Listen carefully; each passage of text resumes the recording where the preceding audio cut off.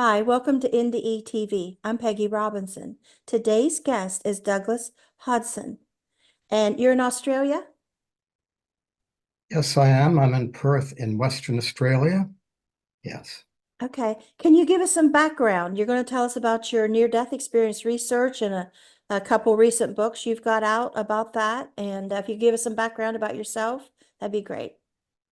Yes, my pleasure, Peggy. Well, I was born and raised in a small town called Thunder Bay, Ontario, in Canada. And I was raised in a Christian family. And as far back as I can remember, I believed in God and an afterlife. I had no doubt in my mind that they existed. Now, I've been a Christian all my life. But as I've grown older, I've become more interested in world religion. But before I get into that, I spent my first 30 years of my life in Canada, and I emigrated to Australia in 1983 to take up a job position at the University of Melbourne, or Monash University, rather. And I thought I was going to be here for just 2 years, and here it is 40 years later. I'm still here. So I had a 35-year career in university higher education. I worked as a lecturer, researcher. My specialties were international human rights law, particularly the human rights of children, and causation law, the law of cause and effect. Um, just before retiring, I served as a professor and law dean. And at the end of 2017, I retired from my full-time position. And a whole new world opened up to me. I now had time to pursue my real interests. So I left behind the so-called secular law, and I started to study the divine law. So I started to study the sacred scriptures of the world's religions. I started with the Abrahamic religions, Judaism, Christianity, and Islam.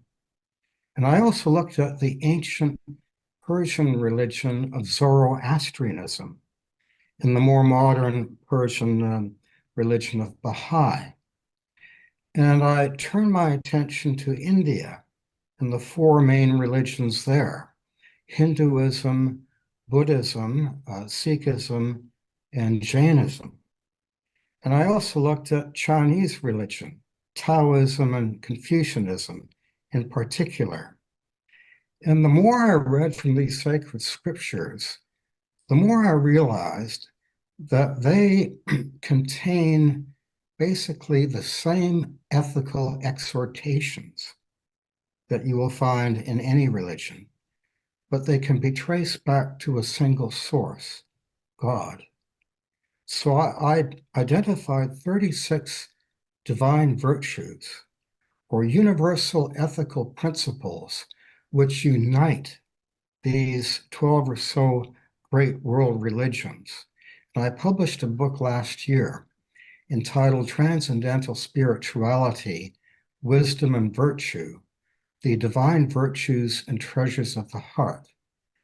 And these 36 divine virtues or attributes, if we incorporate them into our daily life, my thesis is that we will become better human beings and better souls. Now, having finished that book, I then turned my attention to another favorite topic of mine, the so-called near-death experience.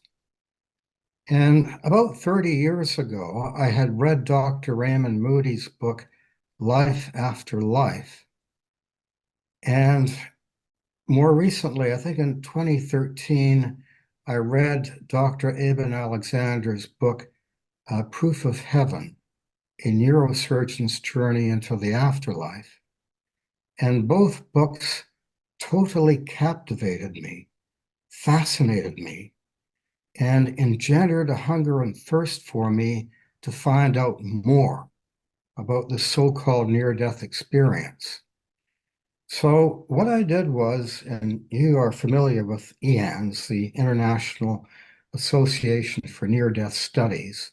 I got onto their website and I searched through the archives of all of the written accounts that people who claim to have had an out-of-body experience or a near-death experience had been at the veil, the so-called veil, and returned to their earthly life and body and recalled all of the universal knowledge, the divine knowledge, the spiritual revelations that they were given by God or Jesus or by the beings of light, and that they remembered when they returned to their earthly life. And they wrote up a written account and had it posted on the IANS website. So I meticulously went through well over 500 of these written accounts.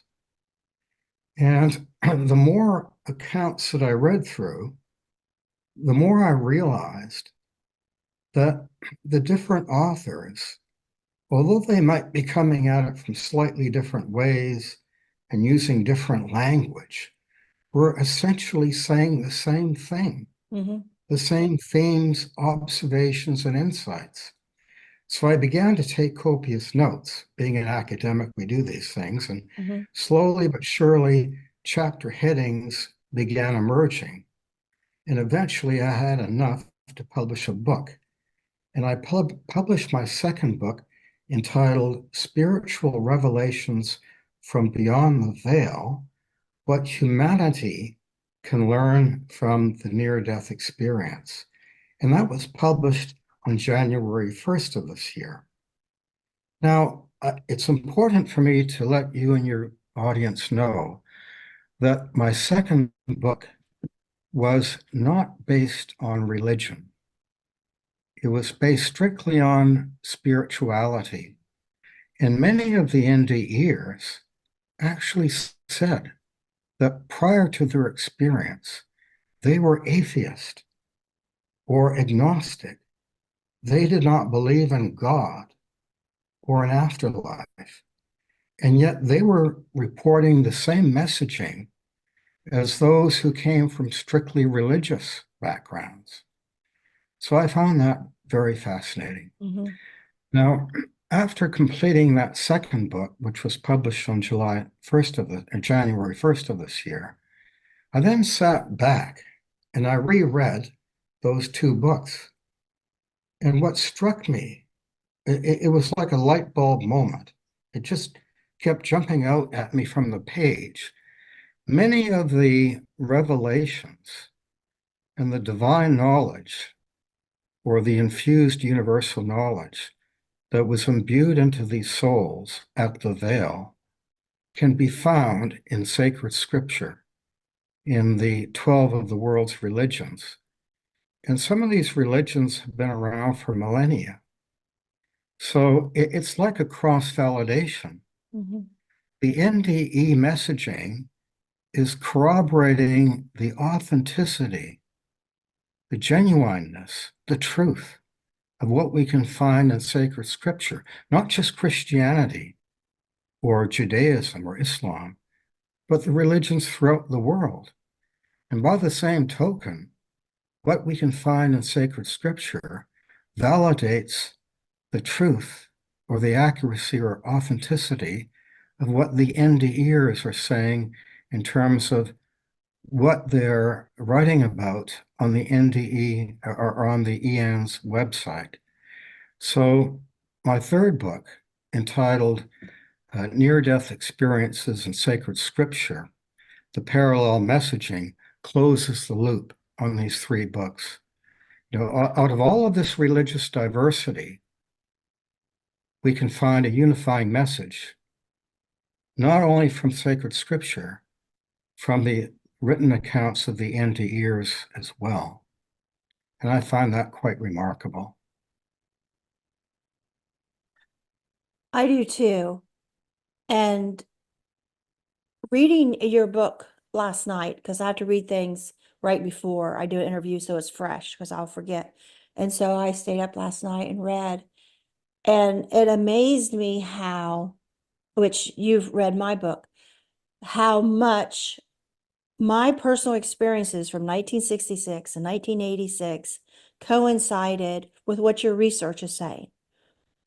And I had no way of knowing when I wrote my book in 2016, any of this stuff, any of these conclusions. I was just purging, just letting my memories come out. And I remember the very beginning when I started my book, I thought, none of this is going to make sense to people. It doesn't even make sense to me. And something just told me it's not your job to make sense of it. Your job is to report your memories and your truth. It'll be somebody else's job to figure this out. And sitting here talking to you, I feel that's been done. When someone has, with your mind of legal mind, has retired and had the time and turned to this topic and came from it, from that mind, because I feel like I don't know if I'm wording this right when I say mind, but some minds are, I say woo woo, into the supernatural and everything. So it's so refreshing for me, who has a criminal justice and counseling social work background, to read something like your books, because I can identify with that logic. And I can't identify when I read something coming from a supernatural. I don't know if that makes sense, but that's the best way I can describe how I felt reading your book. Thank you so much, Peggy, for those kind words. One of the reasons I wrote my second book was, in fact, for those who have had an NDE, so that they can relate to the experiences and the messaging that others encountered. And it was my hope that by reading my second book, that somehow other NDEers would have affirmation or validation that what they experienced was truly real and has been experienced by others. I remember reading that part where you said in part it was for NDEers as well as, these others, but Mm. because an NDEer is kind of fresh meat. Like, where do we go with this? And some people turn to IANS, International Association of Death Studies. And when I interview them, they kind of have a different language than those that didn't take that route.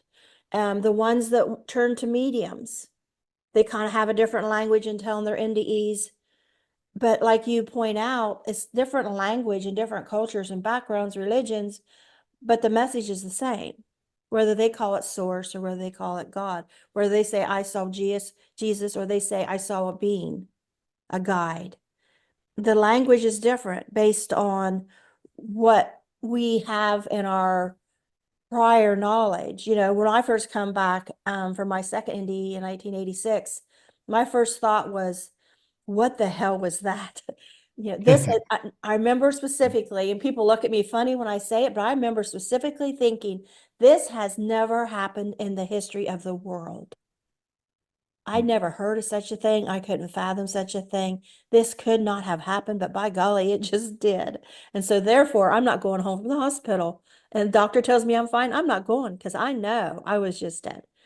So, um, we can put them away and say, this don't make sense. Nobody will understand it. And then at some point, it might be decades for some of us before we start saying, wait a minute here. To heck with everybody else thinks, I know this was real and I need to figure this out and figure out where I go from here with it. And so that's kind of like, are you at that point with these books you wrote and the knowledge you have, these aha moments to, okay, where do we go with this now? What do we do with it? Well, I believe that the NDE experience is being less stigmatized and more accepted by the scientific and medical research communities.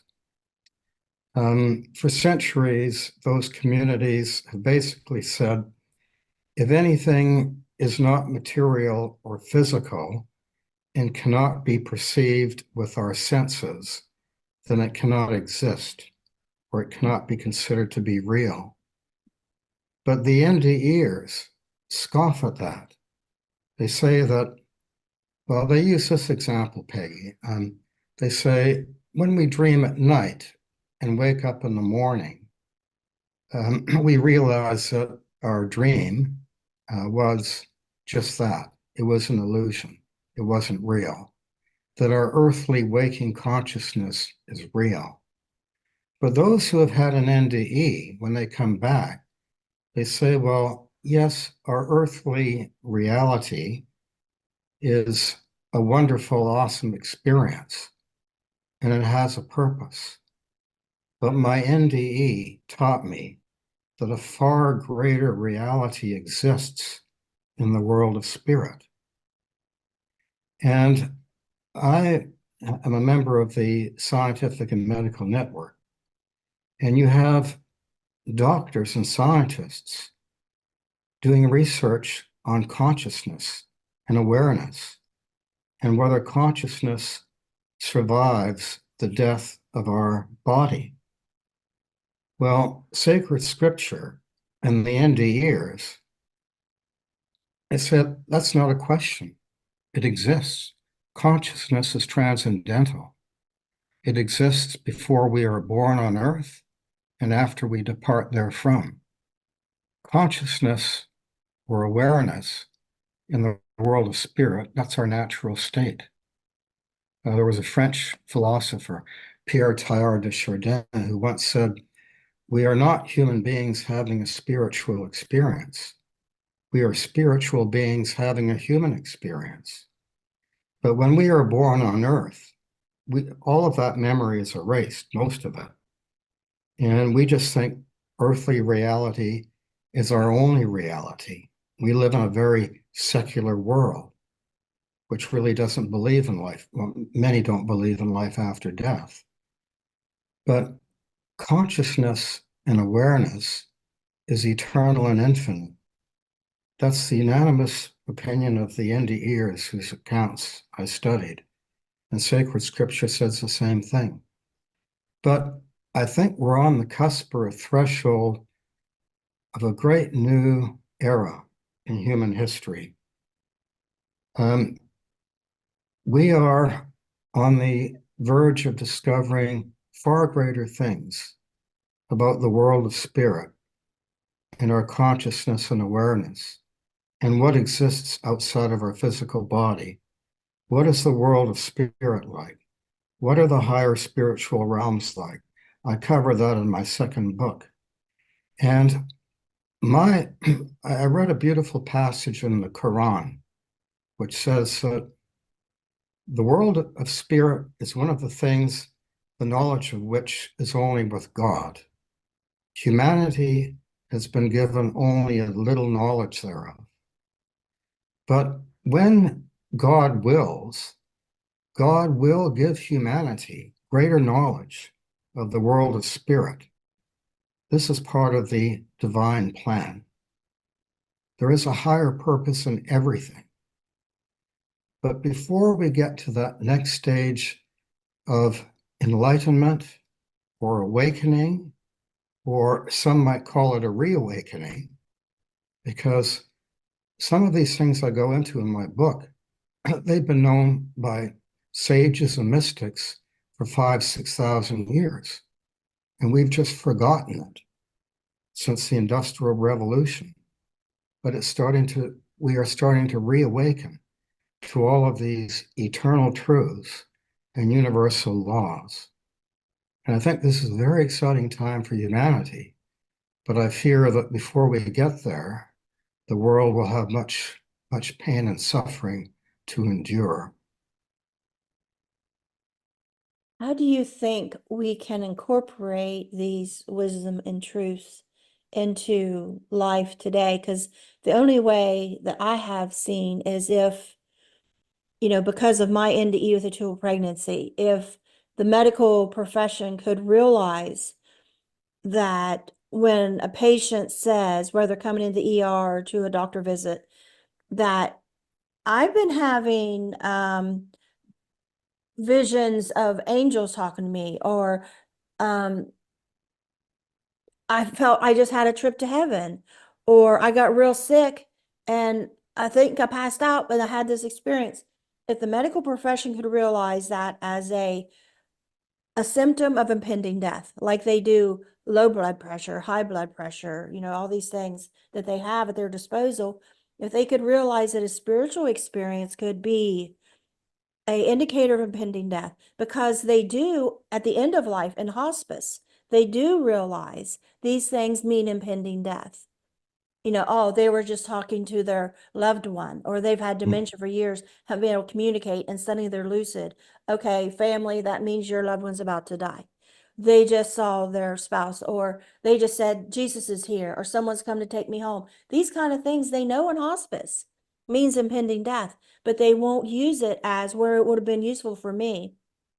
If I wouldn't have been too afraid to tell my doctor in the wheelchair when I come back from my NDE, if I would be able to say, when he examined me and said, you're fine, you can go home, I could not bring out the words, I just died and was in heaven. There's no way I'm going home, because I will die and my kids will find me. If I have to die, I'll die right here. So you're going to admit me. I just said I'm not going home, because I was afraid they'd put me in the mental ward at the hospital and then never find out what's wrong. And I needed him to fix me, because I felt like God just brought me back for a while to give my doctor a chance to fix me.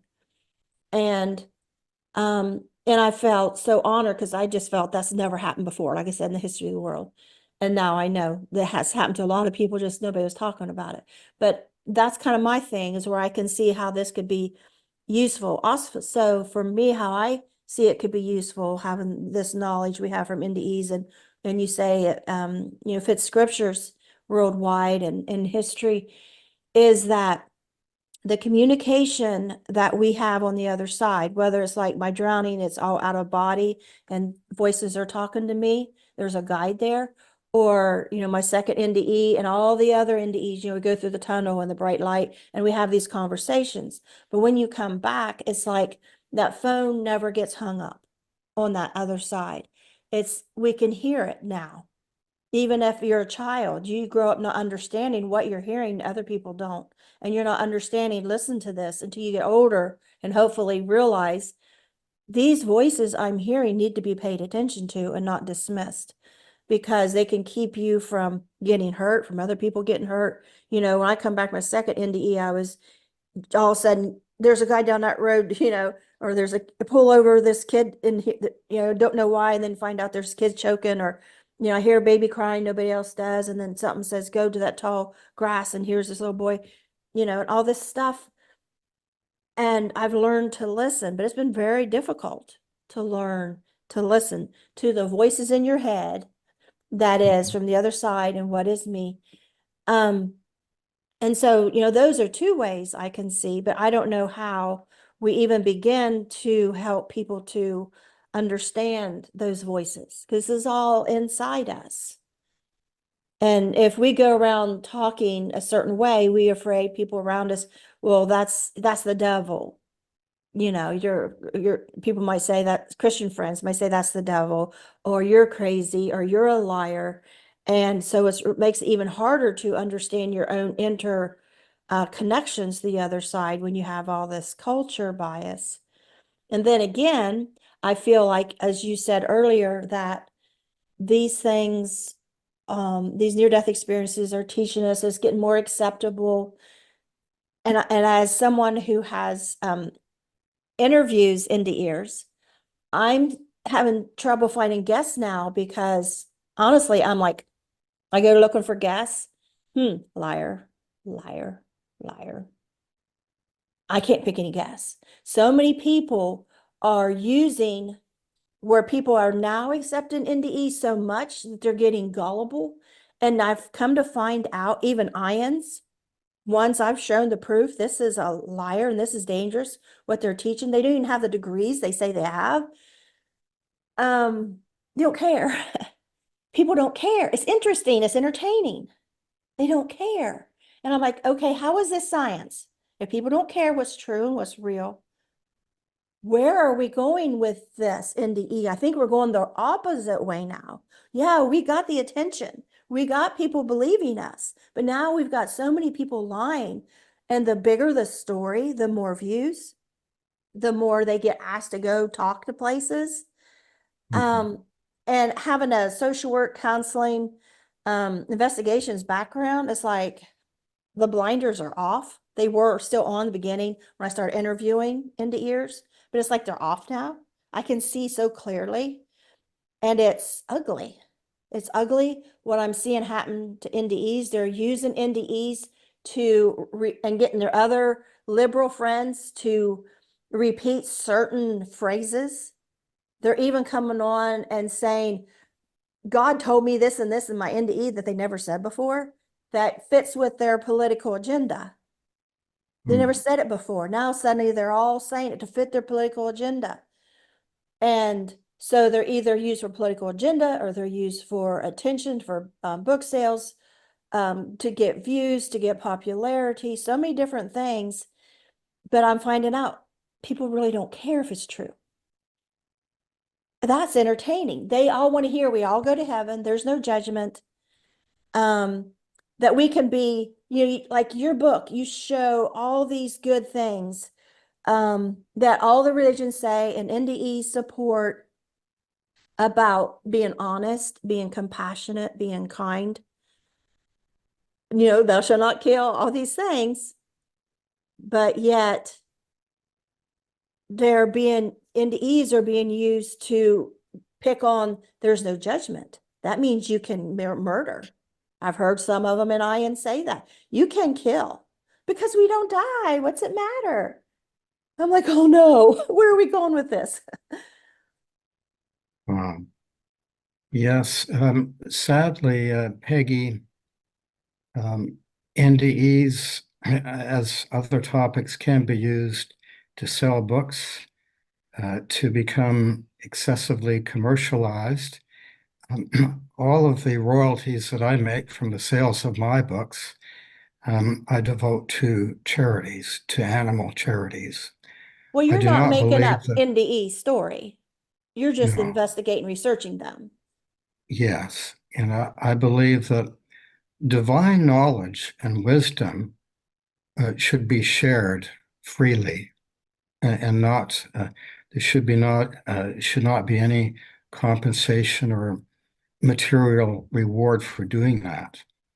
And what I've done is I've written my books to give people hope that there is a beautiful afterlife that awaits us all, Mhm. beyond description and beyond comprehension. That there is no need to fear. I mean, some people fear living, others fear dying, others fear change in their lives. But change in our lives, that's a universal law. And our physical body dies, but our soul, our consciousness, our awareness, our life force, our spirit, it's eternal. It's the energy of God. We are the divine spark. We are the essence of God. And our energy cannot be created or destroyed. And it's forever moving in and through different forms and always in transition. But when we leave our body, our essence, our pure essence remains the same. It's simply our vantage point that changes. As one NDE said, when I died, it was like walking from one room to the next. You still remain the same, but your perspective or your vantage point changes. And just to return to a few points you made earlier, the NDE experience changes many people. As you said, suddenly the other side has been opened up to the person. And even though they've returned to their physical body, that other side remains open. Mhm. Some of them uh, begin saying holy angels or the guardian angels or spirit guides. Some become Reiki healers, and that's a good thing. others become authors or lecturers. And if they're spreading the truth, what really happened to them, Mhm. and they're not embellishing it, that's a good thing. And by speaking out and telling other people about their experience, that helps other people overcome their fear and to lessen the stigma attached to, oh, am I going to be believed? They might think I'm crazy. They might lock me up. My husband might leave me, Mhm. or my friends might not be my friends any longer. So I think we have to keep an open mind about these things because as human beings, we know very little at this point in human history. And I believe that's part of the divine plan, but that is changing. I interviewed Dr. Raymond Moody and Edmund Alexander on this show in the past. And I was always curious about Raymond because I'd heard him say in interviews before, he was still skeptical. He kept saying they're still skeptical. And then I heard him say on an interview a few years back that once he heard Jeffrey Olson's story, he began to start to believe.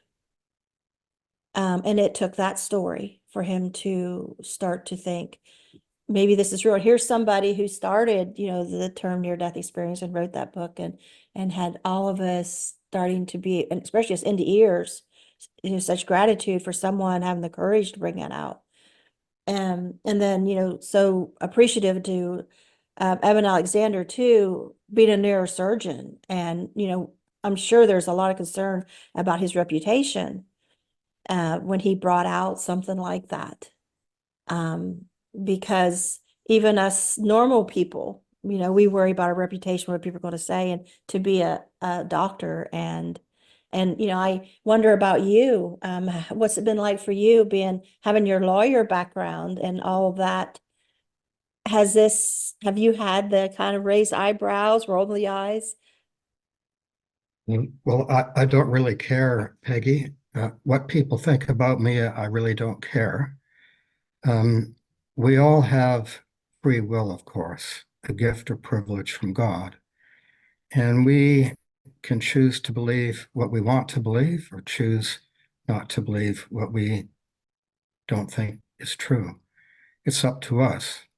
And God respects and honors our choices. But for me, I've always kept an open mind throughout my life. As I said, I've always believed in God and Jesus and the afterlife. And I did come from the law, the secular law. But before I was a law student and a lawyer, I was a human being and a Christian. And as I become older, I'm still religious, but I'm more spiritual, if that makes any sense. Yeah, I hear that a lot. And I continue to have an open mind. I'm not a scientist. I'm not a metaphysicist. I'm not a philosopher. But I read the NDE accounts on the IAN's website and tried to present the accounts in my second book as objectively and accurately and fairly as I could. And when I wrote my third book and compared the NDE messaging with what can be found in sacred scripture and the degree of cross-validation, I thought this is wonderful. Out of all this religious diversity, out of all these historical eras and different continents and cultures and races, religions, belief systems, that we have this unifying message for humanity at this point in human history, that story has to be told. So I can't say, as a metaphysicist or a scientist, the NDE experience is true. It actually exists scientifically. I'm simply a retired lawyer and law dean, But What when are I you read saying through there? those ND Lobbying? What's that word you're saying there? law, dean of law, Law. dean of law, Lawing. Okay, yes, Dean of law law. dean. Okay. Yes, when I read through those hundreds of NDE written accounts on the IAN's website and compare them to sacred scripture, it had a profound effect on me. And I think we should always trust our intuition in life. Because as one of the NDEers said, and it's in my second book, always trust your intuition, that silent voice inside you. You know, that confident messaging, you can't remember ever reading it in a book, or you can't remember anyone ever telling you, but you know it's true. And the NDEer said, that's from the world of spirit. You know, between births, when you're in the world of spirit, you have omniscience or rising levels of omniscience. You are plugged into the universal data structure. You are part of that universal consciousness, and you have access to all of that divine knowledge. So when we are in our earthly bodies, we are very restricted by time and space, and we forget much of what we know in the world of spirit. But there is a residue that forms our intuition. And I've gone with my intuition in writing these three books, that I believe they reveal universal laws and eternal truths, and they are worth telling the world about. Yes, I loved when I read the part in your book about omniscient because I said that in my second NDE. I said to God, I know from being Catholic, you're omniscient. You can see in the future. And if you can look and see if my sons be better off without me for whatever reason, I agree to stay. If not, I beg to return.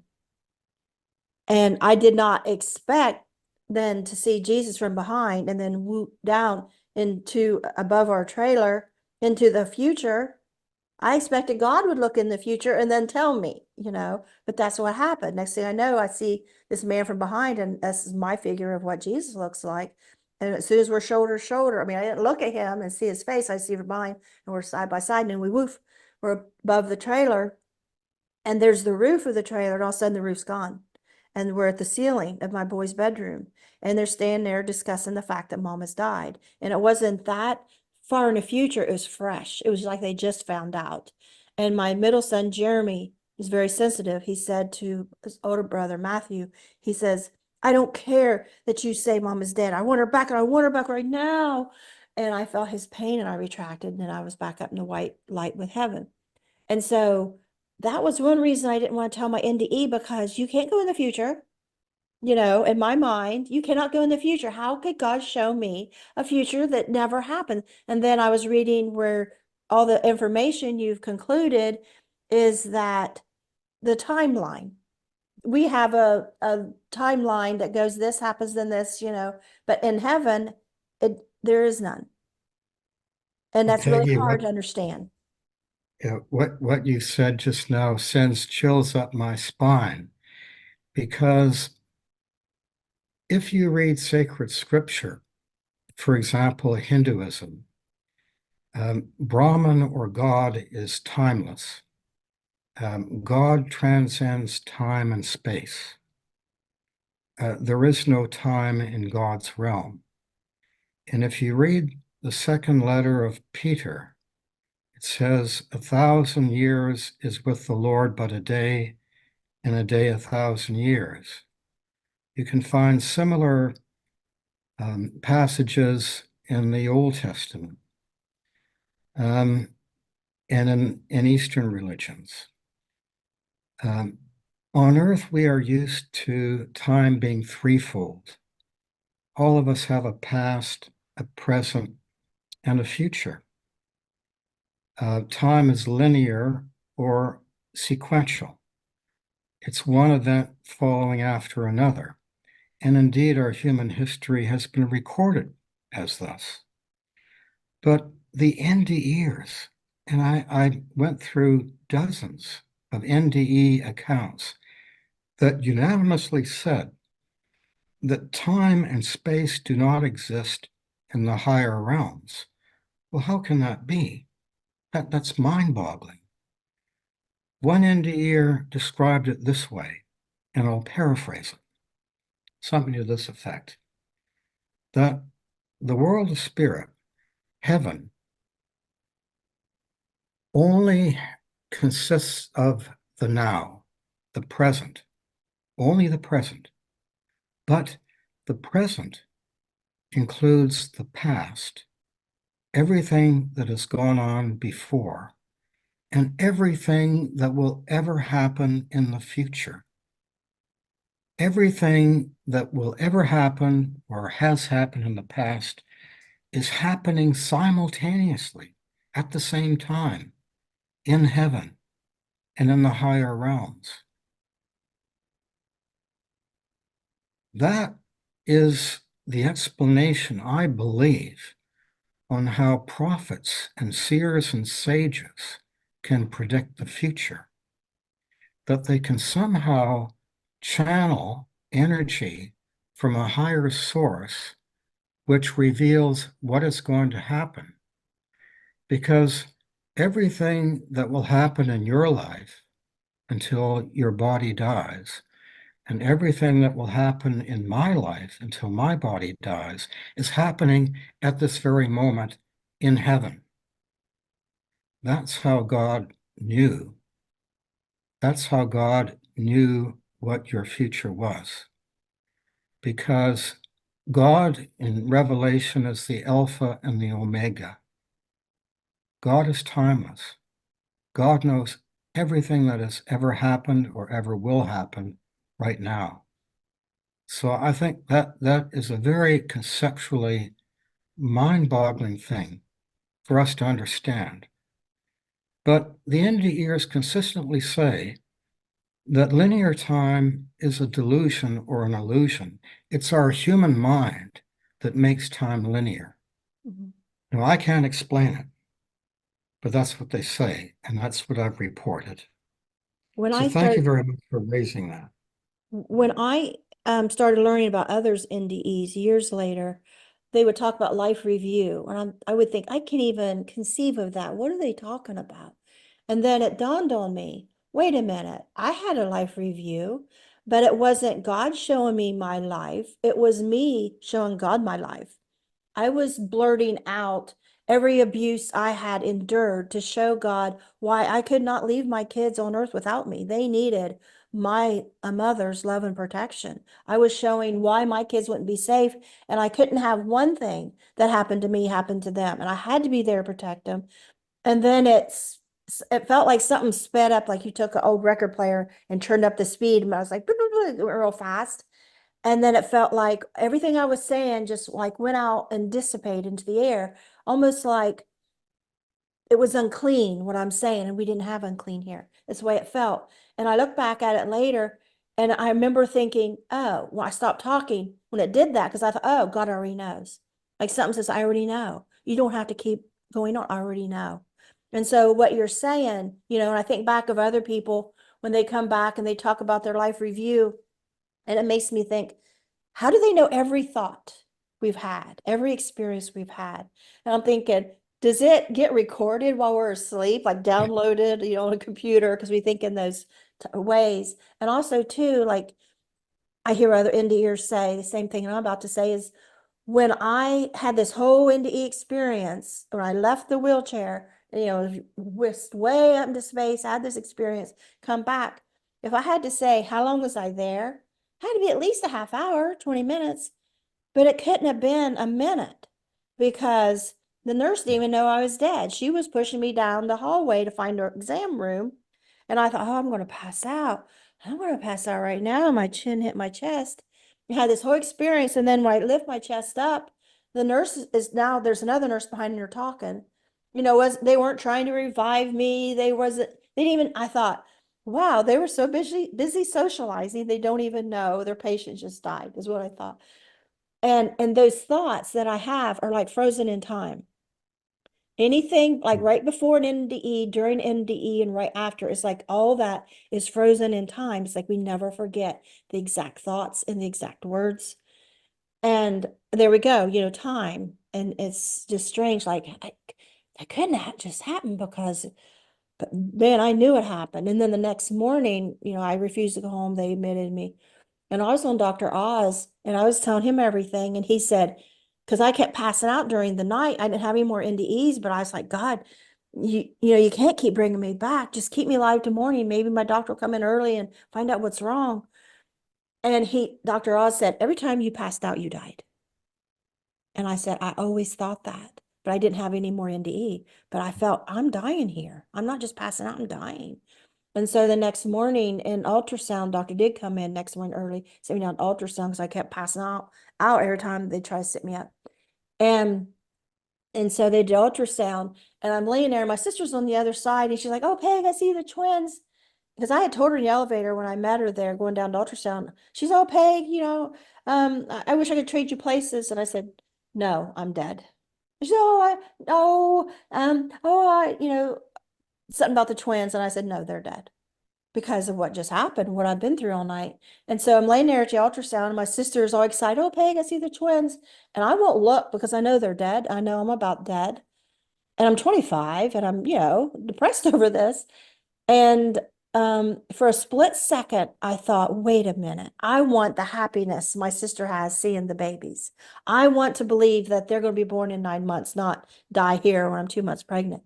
And so I thought, if that was a hallucination I had when I was in the wheelchair, the whole NDE, I didn't have that word then. If that was a hallucination, if I just went crazy for whatever reason at that moment, I'll take that. I'll take being that crazy if this could be everything be okay.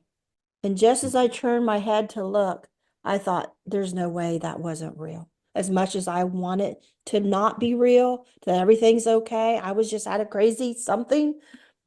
It was real. There's no way that wasn't real. I turned my head, and the lady doing the ultrasounds, her eyes got big because she's in the internal bleeding. You're just feeling me.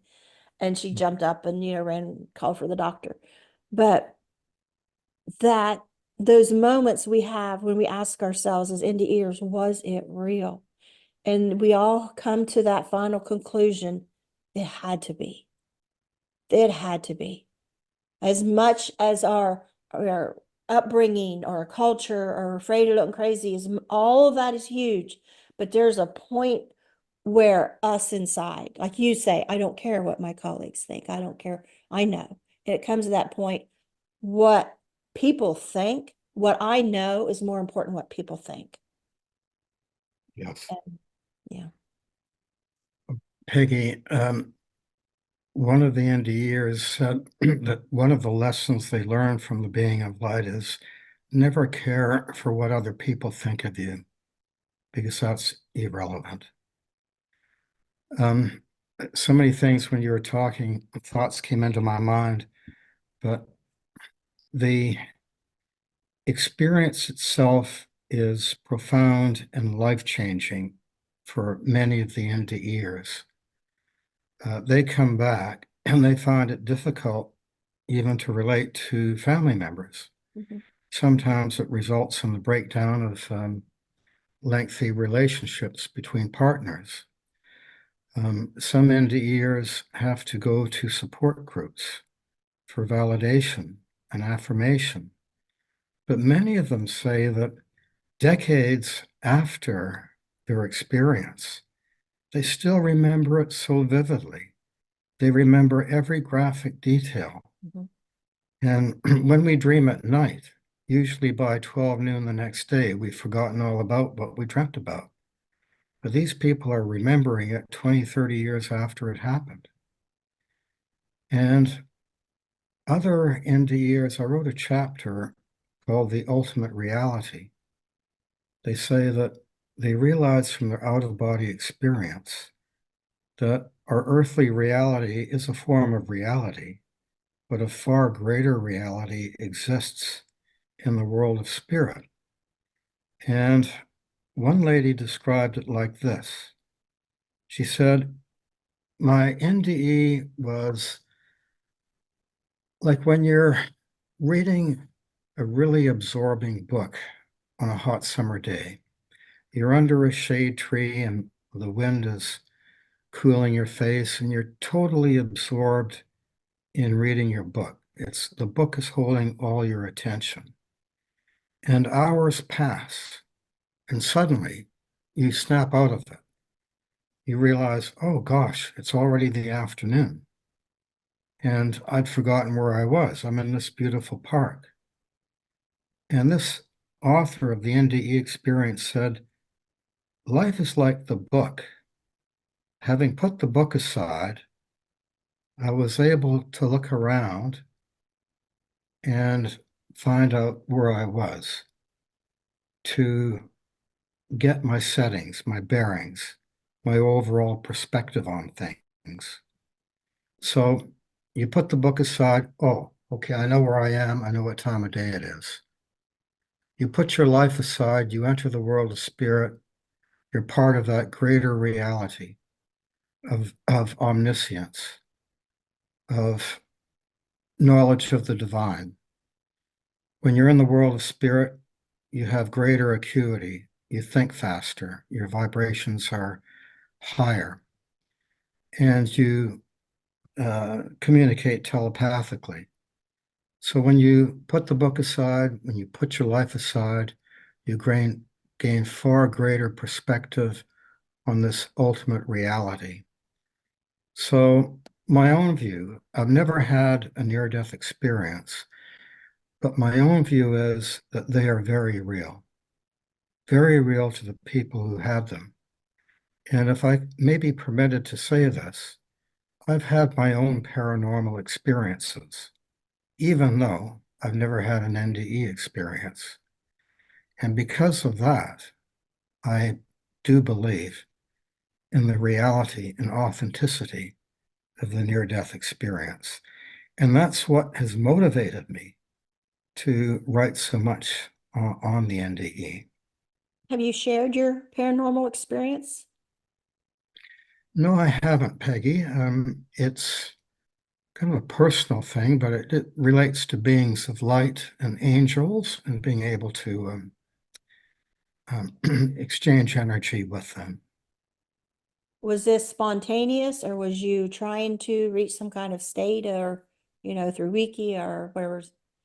It happens in a meditative state. Okay. In the evenings when I'm alone and I'm meditating on God. And you see beings and angels when you meditate and pray Yes. to God? Do they give you messages? No. Okay, Well, they're just not there. directly. They're not directly. They are reassuring presence, Okay. but they don't give me any telepathic messages, but sometimes they work in strange ways. Yeah. How so? Numerology, um, coincidences, synchronicities. Hmm. Are you given like wisdom and insight? Not directly for these experiences.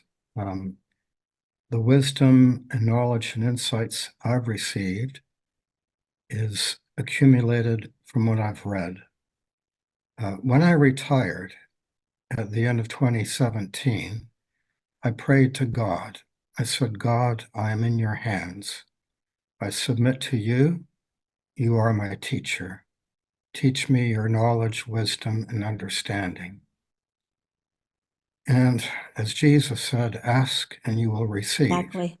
Mhm. and my cup has runneth over.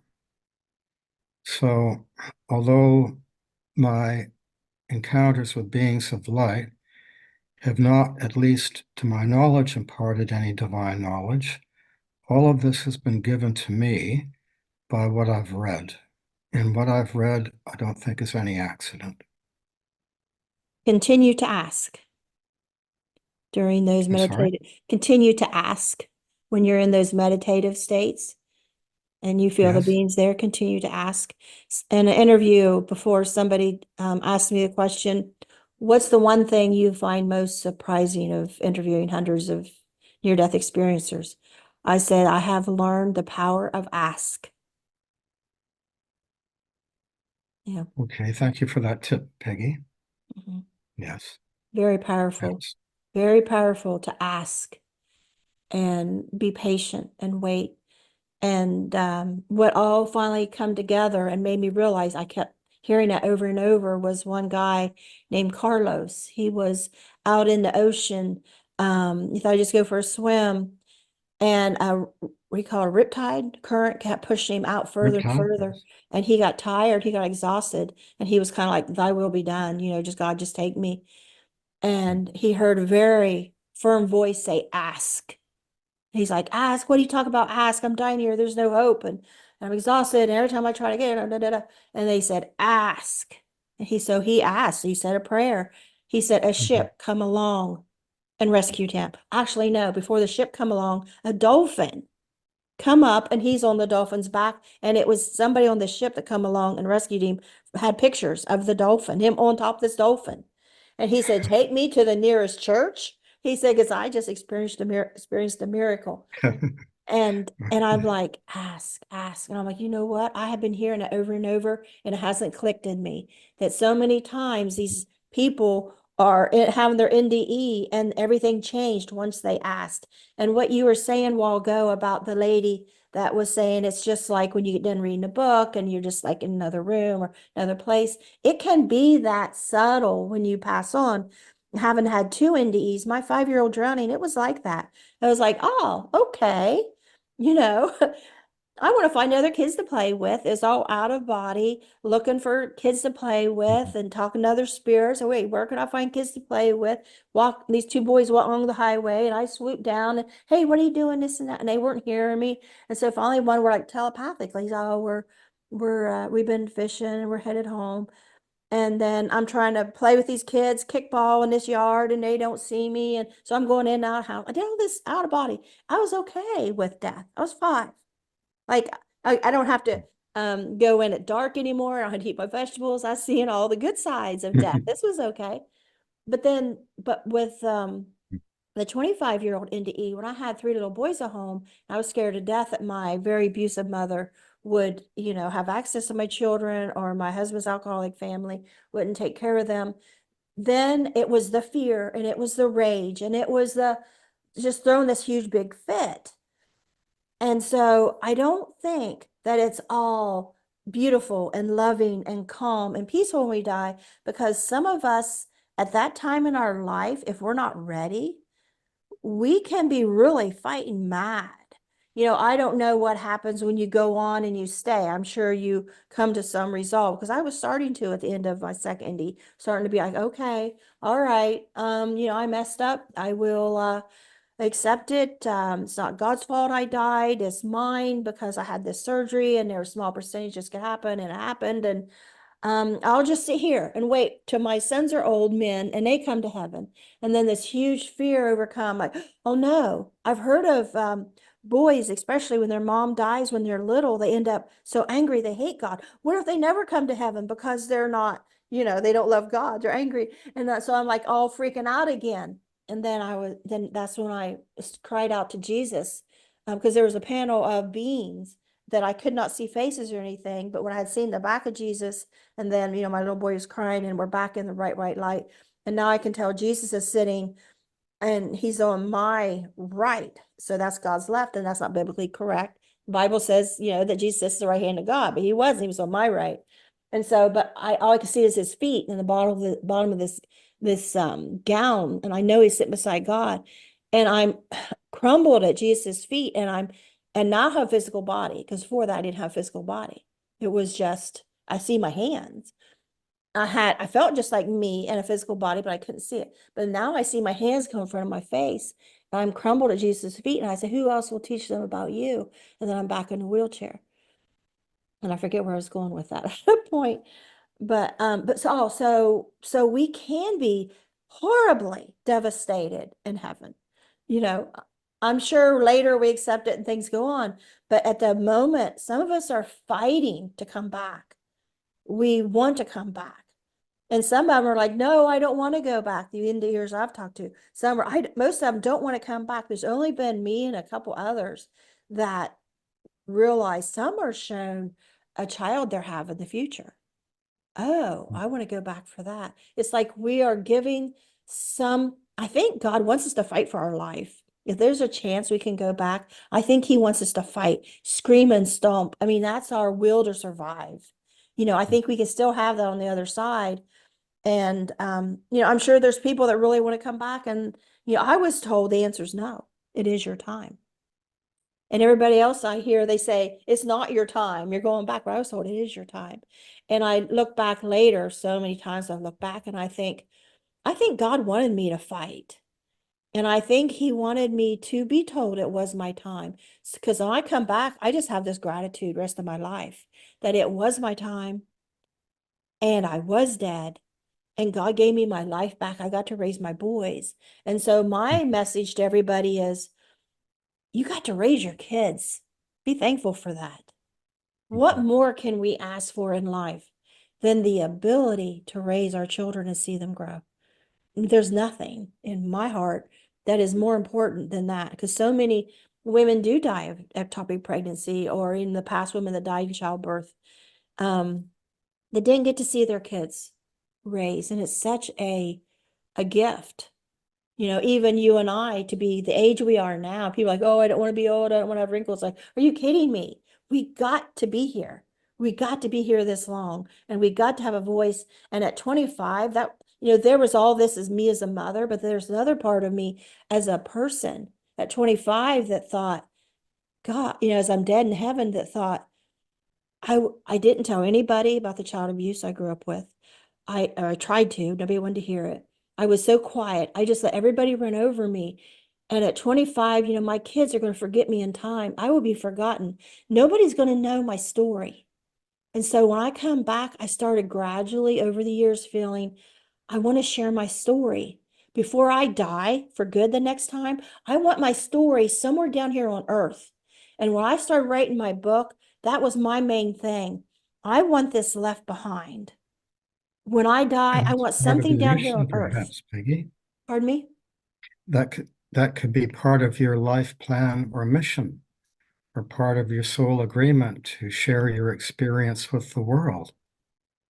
Yeah. And, when you asked, when you're retired, God help me know what to do. And now this is what you're doing. And to be at the age and have done these things, put the words out there. And it's such a good feeling, I think, and I'm hoping that I'm preparing myself when I go for good, that I'm going to be able to put my feet up in the recliner and say, I did what I was supposed to do.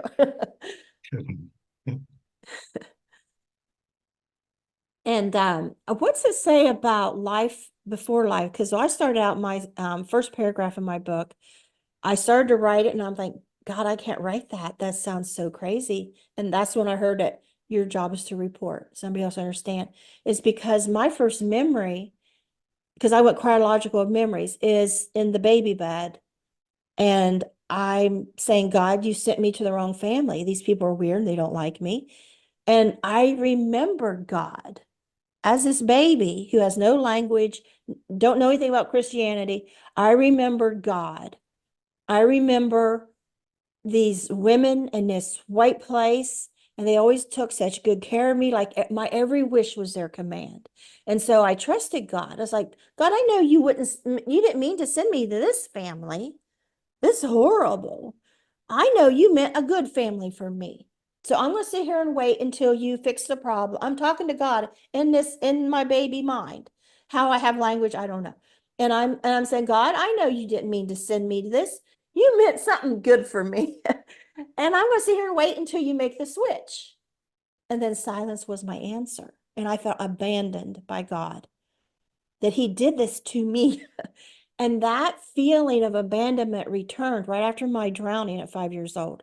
As I'm standing on the road, choking up water, and my brother just sets me down, my family goes up the house, I'm left there by the train tracks with this memory of this near-death experience, flying around, having fun.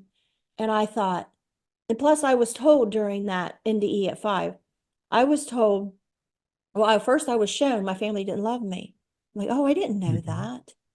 And then a voice said very clearly, God sends children here to be loved. That is why he sends them here. I'm like, wait a minute. Like this little kid with hands on the hips, wait a minute. show me my family don't love me, and then you tell me that kids are here to be loved and I'm not loved. And this strong feeling of injustice grew that I have to this day. This little spunky, it ain't fair, it ain't right. We got to fix this feeling.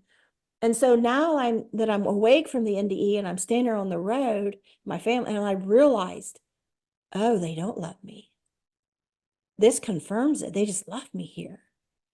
And it's like, oh no, thank God you're okay. Now that just set you on the steps and going. After my brother was carrying my dead body over his shoulder and he put me down and they go.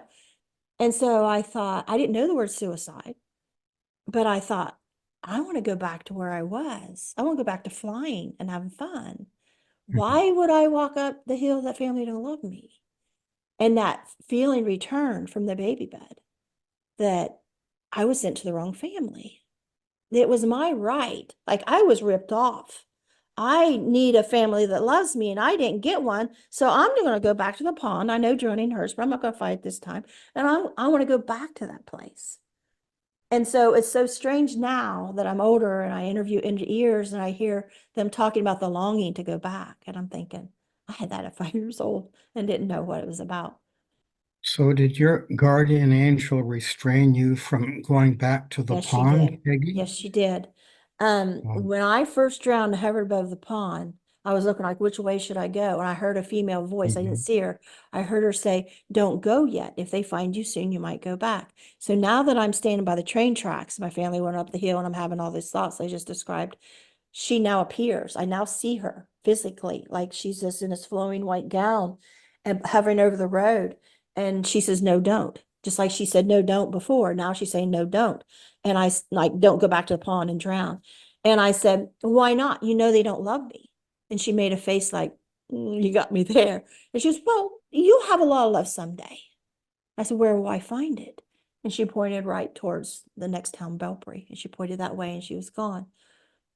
And so she stopped me. She stopped me from That's doing that. interesting, Peggy, because a number of the NDEs whose accounts I read said that they were told by the being of light that only God has the divine prerogative to end life, that we must respect all life, we must not kill, and that includes ourselves. Mm-hmm. That if we kill ourselves, we are frustrating God's wisdom and life plan for us. And that's contrary to one of the universal laws. We will be forgiven, of course, for that, but it's not helpful to the evolution of our soul. So that is probably why your guardian angel said to you that it wasn't a good idea, that we must cherish our life as sacred. The fact that we have been born as a human being on this planet is a miracle, and we must rejoice with the life we have been given on earth. And to want to end it prematurely before we have identified and carried out our life plan, no matter how humble that may be, no matter how modest by the standards of the world, we do not want to frustrate God's plan for us. So I'm so happy that you didn't go back to that pond. And your guardian angel or the being of light was simply acting on that universal law. Mm. A few years ago, I was working with my husband on the pipeline. I quit social work and went with him. And we were at a morning meeting, the early mornings. It was like not completely light out yet. And all of a sudden, I took my husband. I said, I whispered in his ear, I said, look around. One of us isn't going to be here in the morning. One of us is going to be dead. And I pointed to two guys and I says, it's one of them. And he's kind of looks at me like, okay. The next morning, our boss come and told us one of the guys didn't show up. And it's like later in the morning, he come and said that Mitch had committed suicide the night before. And I told my husband, I said, take me over to that field down the other street where I saw him last. And I seen him the night before at another place and he was upset. I said, but that morning he was so happy talking to me. He had got all these problems resolved to help him resolve. He was happy. I said, I don't know why. I just need to go there in that field where where he was so happy. And so he took me there and he's off to the side talking to the other guys, getting information about the details of what all happened. And so I'm standing by myself in the field and I'm like, Mitch, why did you do this? You were so happy yesterday morning and everything was resolved. Mitch, why did you do this? And I kind of look up in the air and all of a sudden I see him and he's hovering like an angel was, just hovering. And he's looking down at me and he's smiling. He goes, I messed up. And so later I just felt led. I needed to talk to his family. So I talked to, I think he was a brother-in-law at the hotel we were staying. He came there in the lobby, was talking to me and my husband. We talked quite a while. Right before he left, I thought, I'm going to go ahead and tell him about that. I hesitated on telling. And he looked at me and I told him exactly how Mitch said it and what he said. And he said, what did you just say? He looked like he's seen a ghost when he's looking at me. What did you just say? So later on, I talked to his mom. I waited till the funeral was over and later on and made some rapport with her. And I told her what he said. And he said, I messed up. Just like I messed up. Mm. And so I can only imagine what it's like for people that have committed suicide and succeeded. How I'm sure they all feel they messed up. I'm sure they have seen the future, maybe like I did, the future if I had died. But now it's not the future. It is that didn't happen is a future that happened. I'm sure they see their family mourning, their family upset, their family hurt. I'm sure Mhm. they see what they've caused, and I'm Oh, sure that yes. at some point they're able to accept it and go on. Mm. So. Yeah. But yeah, so I do think that it's not, I think a lot of people think, well, I want an NDE or I want to die because I want to have that beautiful experience that they saw and they had. And I'm like, wait a minute. I don't think NDEs aren't the same for everybody. Every NDE is different, even though we have some of the same features, going through the tunnel often, or just the out of body experience, or seeing this or that, or some say they have these beautiful experience where they see these beautiful flowers and meadows and the trees are dancing or the grass or all these vivid it could be beautiful and maybe they did see all that, but I think people need to realize that's not your NDE. We all have our own NDE, and we all are ourselves when we cross over, and we all are going to respond in our own ways how we feel about our death. If we're young and healthy and like, wait a minute here, I was about to graduate high school. I was going to have a life, or I just gave birth to a baby and I'm dead and I can't raise this baby, or some people might, they're old and they're like, oh, thank God I'm out of that body and they're with their family. I think, or all of us individually, we come with our own soul and our own experiences and our own, everything that how we're going to perceive it in the first So, moments. Peggy, if I can ask you a question, Sure. as part of your NDE experience, you had a life review, Mm-hmm. you said, Mm-hmm. and was it instantaneous and panoramic, like a 3D holographic movie, or?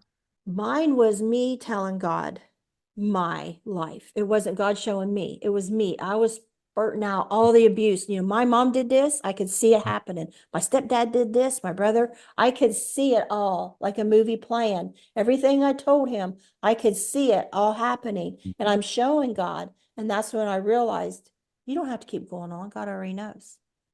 But Mm, I was trying to show God as if he didn't know my life and my abuse and why it was so important that I get to raise my boys and not these monsters. I feel like I was feeding them to the wolves by leaving them on earth in this horrible earth, this horrible abusive place. Showing him why I had to be there to protect my children. That's what mine was like. okay.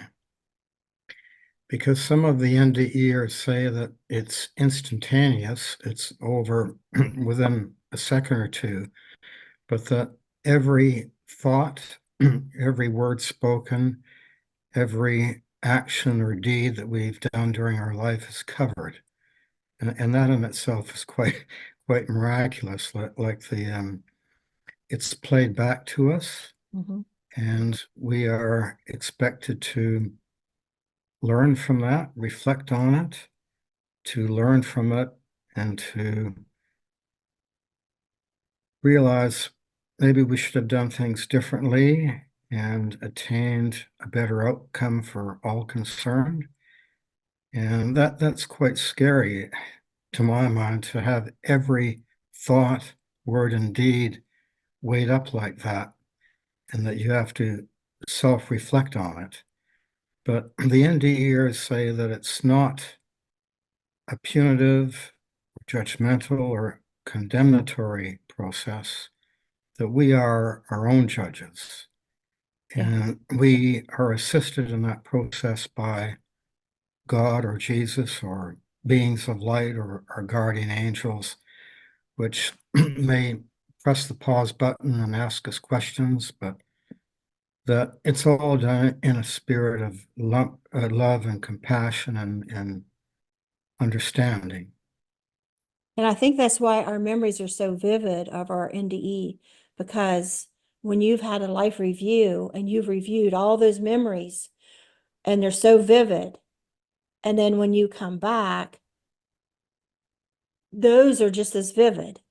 Those don't stop. And like the morning before I decided I was going to write a book, I never intended to, but I just wrote down all my experiences the night before that, because I had PTSD so bad, because I'm staying in a camper with my husband. He's working, and I got all this alone time in this little camper. I don't have this big house to take care of. The kids are grown. I don't have all this busyness. I don't have my own job, and the PTSD memories. It was like this record player kept playing over and over and over, and I couldn't get it out of my head. So I wrote it all down, put it in a drawer like it was a monster. I trapped it. I'll stay out of me. The next morning he went to work and I felt just as bad. So I'm like waving this white flag in my head, and I'm like, God, there's no such thing as justice. Like all these people has hurt me throughout my life. I've won because I can't get rid of these bad memories. Everything, all this abuse and tragedy. And then all of a sudden, I had a spiritual experience. It was like I was hovering over our creek back home, and I seen myself bent over, and I'm picking up something like bits of light out of the creek. And the longer I went on, it's like the lighter this dark creek. And I was like, I had this aha moment, like, I get it. I have been trying to shove the bad experiences, the PTSD memories, the horrible abuse under the rug, just the same as I have the spiritual experience, the light. I have been pushing it under the rug, sweeping it under the rug, trying to forget all this stuff. And what I need to do is I need to write about the bad, which I think is so horrible. Nobody wants to hear disgusting stuff. But if I write about my spiritual experiences, I have to write about the bad so people can appreciate the good. And I grabbed my laptop and I just started writing for, days. And I didn't stop hardly eat and sleep. And I just felt like somebody standing behind my laptop watching me like a spirit, guidance. And I realized that my horrible experiences, so I try to tell anybody, it was like reading a grocery list. Like this bad thing happened, bad thing, bad. I wasn't internalizing it. And there was a couple of times I stopped writing and pushed back from the laptop, and I cried. I wept for that girl that sat there, on teenage girl, 16 years old, sitting on a bed, waiting for mom to come in the room and kill her. And she knew that she wouldn't fight her because she loved her mom so much. And then she's sitting there wondering, how is she going to do it? Because my mom said, I'm going to kill you. And so I sat in there waiting for her to come in. And I loved her so much. And I sat back and I cried for her, and I cried for the 16-year-old girl before that, who walked out in front of a semi while her friend was on the phone, snuck off, and the friend got off the phone, grabbed her right in time, and staying there in a highway, come on, come on, come on, you know, a suicidal moment. And all these other moments that I couldn't ever cry for her. No, she was a figure on a page. She was a child. As a mother, I can have compassion for. As a former child abuse investigator, I can have compassion for. Wasn't no longer internalized. It was like seeing me as, the baby in the baby bed girl, the toddler girl, the girl in school, and the girl as a teenager, the girl as a young mother going through domestic violence. And I could put them in people, and, they were all true. They were all me, but I could sit back now in my 50s at that time and have compassion, where before it was, I was in these scenes. It was me trying to get out, me trying to forget. And it was so healing, the writing the book. I felt like I was cured of my PTSD when I was done, because I was like, this poor girl. And I felt like, I don't know who, if anybody would want to read this, but I thought at the time I was just going to put it in a back somewhere and tell my kids when I die, I want a copy to go to all my grandkids because they're too young to hear this now. You know, like they would be older. And then when I got it done, as would you use that word serendipity or um, coincidence? I went to an IONS group meeting. I had been starting to go to those, and I had it all in a notebook typed up and put in this binder. And I took it out of the trunk after the meeting, and I told the IONS leader, I said, she's authored books and published them. And I said, here's my book. I said, it's my baby. She's, oh, I understand. That was a Saturday. The following Monday, she sent me an email and she said, send that to my publisher. I'm like, no way, no way. You know? And she's like, so I called him. He's a former monk. And he's what's it? I called him. I said, she told me to call you, but I said, it's not worthy. And I'll never forget what he said. He goes, it's worthy because you're worthy. And those words sound like they come straight from God. And so I sent it to him. And he said, he called me, and I don't know, it was like a couple months. And he said, he's a lot of deep editing. He says, but he says, it's tragic yet divine. He says, you don't go on and on, poor me, poor me. He says, you just tell it. And so, you know, of course I published it, and it's not been a bestseller, you know, that many people's read it. But to me, it's my heart. It's my baby. It's, you know, my gift to leave in the world. When I go, I can say that is there. And I think a lot of NDErs, maybe when we are in heaven and we have that life review, we come back as authors, the most unintentional authors. That's right, Peggy. If I can tell you that one NDE was told by the light to return to your earthly life and share what you have learned from the light with humanity. And those people who have shared their experience on the EANS website have done exactly that thing. Mhm. And by my collating over 500 of those NDE written accounts, that is being shared with the world, just like you've shared your story with the world. I think this is part of the divine will or the plan for humanity to go on to the next stage. So all of this, I believe, is happening for a higher purpose. And the fact that you were invited to speak at an IANS conference, that your book was well received, that speaks volumes. And you're to be congratulated on those achievements. Yeah. When I first time I shared my story, I just was learning, you know, to get on a computer and try Google, you know, to search something. I thought, what do I want to search? I thought, well, there's only one thing I could think I want to search is now learn the term near-death experience.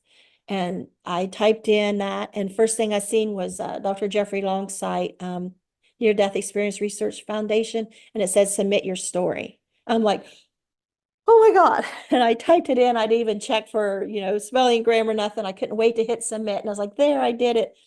And I thought that was it. Like, God, I did it. I showed my gratitude for letting me come back, raise my kids. And I didn't know that was the beginning. That wasn't the end. That was the beginning of starting to share my story and getting involved with IONS. I ended up having two IONS groups. I started a group and I took over another ladies group when she retired. And then COVID come along. And so, you know, we go to the internet. So I started my YouTube channel. And I had partying of the ways because of political reasons. They said, you're a Christian, you're pro-life, you got a choice to make, either IONS or your Christian pro-life views. I'm like, well, I'm out of here. You know, I'm not converting to your political ideology. So, and so I was so happy to start my channel and not be the gatekeeper. I could allow all the IONS people that want to come on and tell their story, but other people too. And I love the people that have never shared before. Those are my favorite. I mean, yeah, I've had famous NDEs on that's been on Oprah or, Dr. Eben Alexander and maybe Moody and all these other people. But I love the ones that call me or email and say, I've never shared my story before. I'm like, yes, that's who I want. And because that was me, the one that, how do I get into this organization, share my story when these people have best-selling books and I don't, my book wasn't even out yet. And I would listen in the beginning, I would listen to their stories and I was like, oh God, well, that would be the most amazing thing in the world to be able to share your story publicly, never thinking it would be me. Because I didn't think my NDE was like theirs. Mine was so hidden inside me and it seemed so small and insignificant. And then to be able to interview those people that, Jeffrey Olson and Ebbett and different ones, and the researchers, like I love, and also too, my other favorite is having researchers on. And my audience, I know they don't get a lot of views like the NDE stories. But I love talking to researchers because we've all heard the stories. Now what? What do we do with them? That's where I'm at. Okay. So I really appreciate you coming on. Is there anything you'd like to leave us with or anything you'd like to say? Anything you didn't get to talk about you wanted to? Oh, well, actually, I have a few takeaway messages here if I can share them with you and your audience, Peggy. The golden rule, do unto others as you would have them do unto you. This, of course, can be found in the New Testament. We associate this with Jesus. Jesus said, this sums up the law and the prophets. But what many people don't realize is that the golden rule exists in other religions, both East and West. And lo and behold, I came across a number of NDE written accounts that made reference to the golden rule. And in one case, the being of light said to the soul, try to connect positively with other people. Look for the goodness in them and try to live by the so-called golden rule.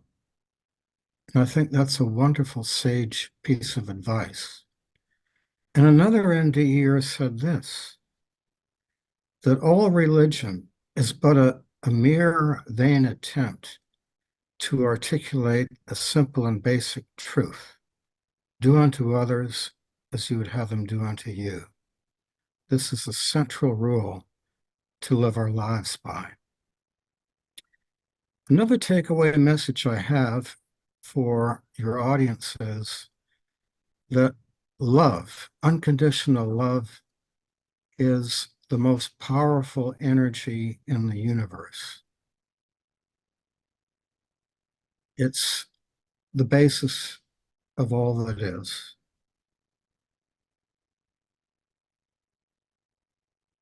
Another NDEer said this, and I think it's a wonderful message that each of us can try to achieve in our lives. Give to the world more than you receive from it. If we try to do that, I think that will really help us in terms of passing over to the other side and in having that life review. Another important piece of information I wanted to share is that what, according to the NDEs, we consider important in this secular world of ours: power, fame, the accumulation of material wealth. These things, on the other side, are irrelevant, superficial, and insignificant. What really matters is what God or the beings of light refer to as the small kindnesses, the small and random acts of kindness. And they mean so much to God. There's a chapter, in fact, in the Quran entitled The Small Kindnesses. So one NDEer said, on the life review, it came up that the being of light said, you fed a stray cat with a saucer of milk. Or in another case, you helped an elderly person leaving the shopping center who was struggling with their bag of groceries. You helped them to the car.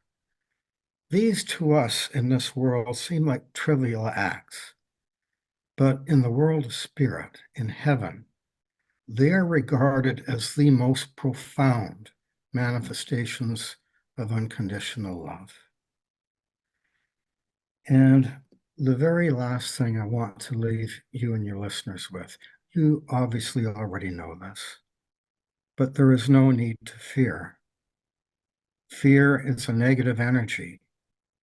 Worry and anxiety, these are all negative energies that hold us back. There is no need to fear either change in our lives. There is no need to fear life itself, because we all have a purpose and mission to fulfill while we're here. There's no reason to fear death. Death is a human construct. Only our body dies. Our soul or our consciousness is eternal, and a beautiful afterlife awaits us. And those empowering messages I did want to leave with your audience. So thank you so much for having me on and sharing. I've learned so much from you, particularly that suggestion that you had that I learned to ask, and I will do that.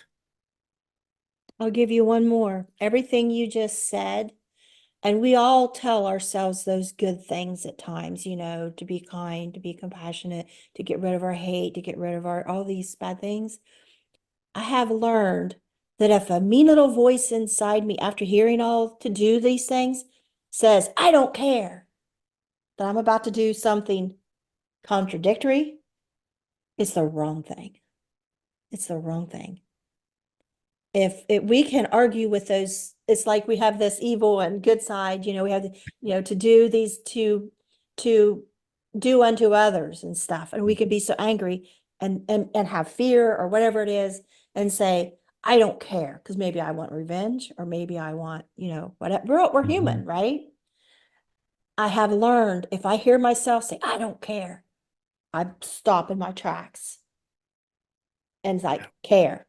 Pay attention. Mhm. Pay attention what side you just flipped on there and get back Yeah, over where you need to be. that's exactly right. As one NDE said in the account, each human soul has good and evil within it. And we've been given the gift of free will to choose between positive energy and negative energy, righteousness or evil. Do listen to that inner voice. Do listen to the voice of your higher self and opt for positive energy. Because if you choose the path of positive energy, that will draw you closer to God, and that will help to evolve your soul. And that'll help you align with what your real mission or pathway is on this planet. So that's a good point. I think, We each have good and evil, but we have to open up to the positive energy. And if we do, the universe will bring wonderful things into our life. and I think we just answered my question, is when I asked earlier, what do we do with all this now? And it's just simply that, is recognizing the goodness in us and recognizing there's evil in us and that we have a choice. And I think the NDE and these spiritual experiences and you even like what you're finding in your meditation is if we can find that place of peace and wisdom and understanding and lean on it more and make it part of our personality instead of something we just go to when there's a problem, to make it part Yeah. of our daily practice to connect with our true spirit, our Mhm. humanity. And because we're all going to have choices, and somebody made up the phrase, such as a time as this. And I love that because we all feel like we are in a certain time right now. Some people say end times, I don't know. But if we are in a critical time right now in our humanity, and if all of it took was for every one of us to realize what you're saying in your books and your research is all of these near-death experiences can be traced back to the core of all the world religions, and that it's one God and it's one spirit, and our learning to follow what do you call it? Antiquity? I think I learned that, look that word up in your book. What does that mean exactly? Antiquity, I think. Antiquity, ancient times. Yes, back in ancient times to where when the world began, what was their spirituality before all these religions broke apart and all these wars and all this conflict? What was the core of humanity in the beginning was where we need Yes. to go back to now. We have to go back to the source, Peggy. As Mahatma Gandhi once said, God was before all religion. God is the source. So, out of all of this religious diversity and division, chaos, disunity, we have to find unity. And it's very easily done if we go back to the basics. As you astutely point out, we have to internalize this positive energy, and we have to edit our thought processes very carefully because our mind is our thoughts. And we create our earthly reality by our thoughts. And if we can control our thoughts and edit out the negative thoughts, that will really help us on our earthly mission to embrace the positive energy and evolve and eventually attain communion with God. Because all of us, although we may be at different levels of development, we're all on the same pathway to communion with the light. And we're given many opportunities to become better souls. So we have to make the most of this earthly incarnation. Right after my second NDE, I was depressed because I lost the twins, and I was doing dishes and the radio was on and a song come on that I'd never heard before.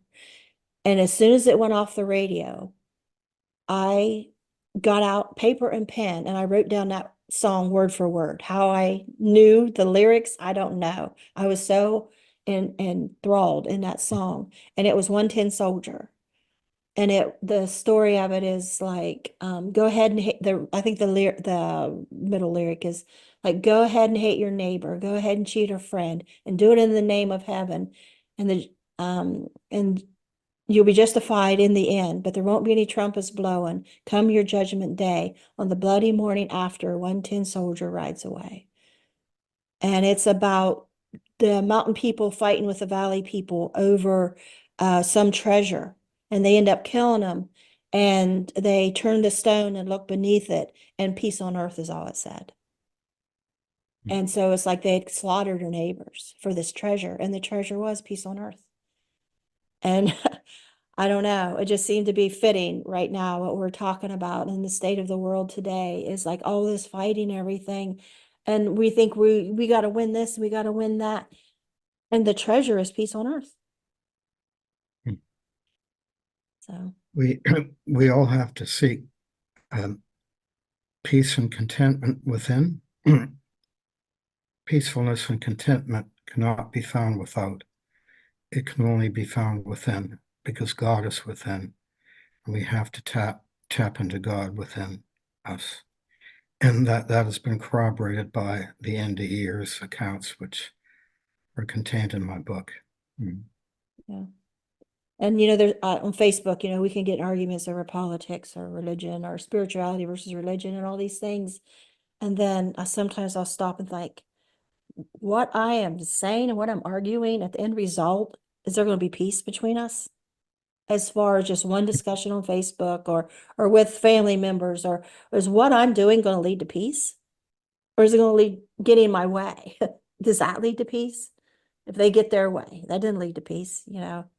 So, well, I appreciate you coming on. I love these kind of conversations and I love what you've done. And It always fascinates me with someone with a legal mind or scientific mind um, starts studying NDEs. It just really fascinates me. I've had a couple people on that were world bankers, and they end up studying NDEs. And one guy, Anthony Sheen, he was into banking, young, very good looking, successful guy. And he was in this suit in his bank, and he's like, what am I doing? And he started Mhm. thinking about near-death experiences and how that's what his fascination was. And so he started in France, and he started making these NDE videos. And so now we got to be friends a couple years ago, and now he's working on doing my little documentary that he does. But yeah.